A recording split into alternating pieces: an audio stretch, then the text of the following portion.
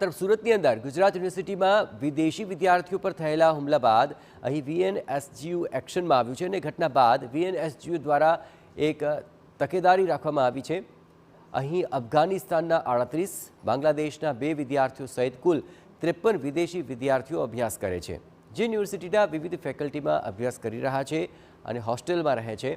યુનિવર્સિટીના કેમ્પસમાં આવી ઘટના ન ઘટે તે માટે પોલીસ દ્વારા ખાનગી વસ્ત્રોમાં પેટ્રોલિંગ હાથ ધરાશે। તેમજ જો આવી ઘટના બને તો વોટ્સએપ ગ્રુપમાં મેસેજ કરી જાણ કરવા માટે વિદેશી વિદ્યાર્થીઓને સૂચનાઓ આપવામાં આવી છે।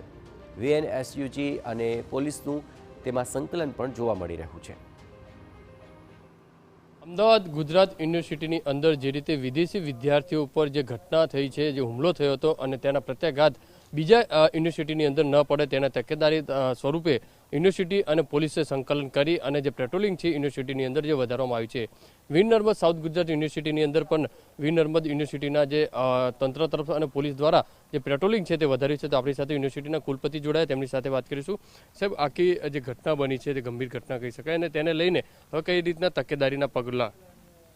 આપણી વીર નર્મદ દક્ષિણ ગુજરાત યુનિવર્સિટી અને પોલીસ તંત્ર સાથે સંકલન કરીને આ જે દિવસે આ ઘટના બની તે દિવસથી જ ખૂબ સરસ રીતે સંકલન કરીને અમારી લેડીઝ હોસ્ટેલો, બોયઝ હોસ્ટેલો અને જ્યાં જ્યાં વિદ્યાર્થીઓ ભણી રહ્યા છે ત્યાં, અને ખાસ કરીને રાત્રિના સમયે પણ પેટ્રોલિંગ અને તેને માટેની જરૂરી ખાનગી ડ્રેસની અંદર પોલીસ વ્યવસ્થાઓ પણ કરી દેવામાં આવી છે।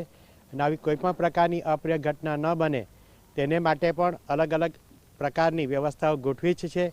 અને આ વિદ્યાર્થીઓએ કોઈપણ જાતના ડર વિના રાત્રે પણ તેઓ પોતાની વ્યવસ્થાની અંદર જરૂરી કામ માટે જો બહાર આવતા હોય તો તેણે કોઈ ડર કરવાની જરૂર નથી। નિર્ભયપણે તેમણે પરીક્ષા પણ આપી શકે છે, નિર્ભયપણે તેઓ લાઇબ્રેરીની અંદર પણ વાંચી રહ્યા છે। અને કોઈપણ પ્રકારની આ પ્રકારની અપ્રિય ઘટના બનશે તો વહીવટીતંત્ર અને પોલીસ તંત્ર સાથે સંકલન કરીને એને તરત જ એને કડકમાં કડક પગલાં લેવાના આદેશો પણ જારી કરી દેવામાં આવ્યા છે।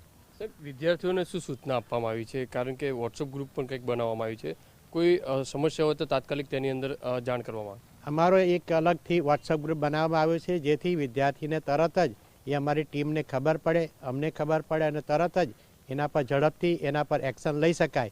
અને વિદ્યાર્થીઓને ખાસ કરીને લાઇબ્રેરીમાં અને પોતાના નિવાસસ્થાનો પર એ લોકોની પ્રવૃત્તિ કરવાની માહિતી આપવામાં આવી છે।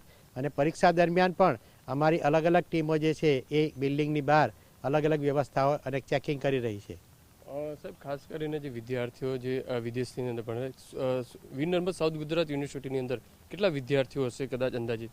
આપણી વીર નર્મદ દક્ષિણ ગુજરાતીમાં 53 વિદ્યાર્થીઓ આ વિદેશી ભણી રહ્યા છે। તેમાં મોટાભાગના જે છે એ અફઘાનિસ્તાનના અને બાંગ્લાદેશીના વિદ્યાર્થીઓ છે। જેટલે 50થી વધુ જે વિદેશી વિદ્યાર્થીઓ જે યુનિવર્સિટીની અંદર અભ્યાસ કરી રહ્યા છે, તેમના જે રહેઠાણ વિસ્તાર, જે હોસ્ટેલ વિસ્તાર છે અને જે પરીક્ષા સેન્ટર છે ત્યાં સુરક્ષા વ્યવસ્થા છે તે વધારવામાં આવી છે। અને કોઈપણ વિદ્યાર્થીઓને આ રીતની કોઈ સમસ્યા સર્જાય તો તાત્કાલિક વોટ્સઅપ ગ્રુપ અથવા તો ટેલિફોનિક જે જાણ કરવામાં આવશે તો તેના ઉપર તાત્કાલિક એક્શન પણ લેવામાં આવશે। કેમેરામેન સંજય ચંડલ સાથે બલદેવ સુથાર, TV9 સુરત।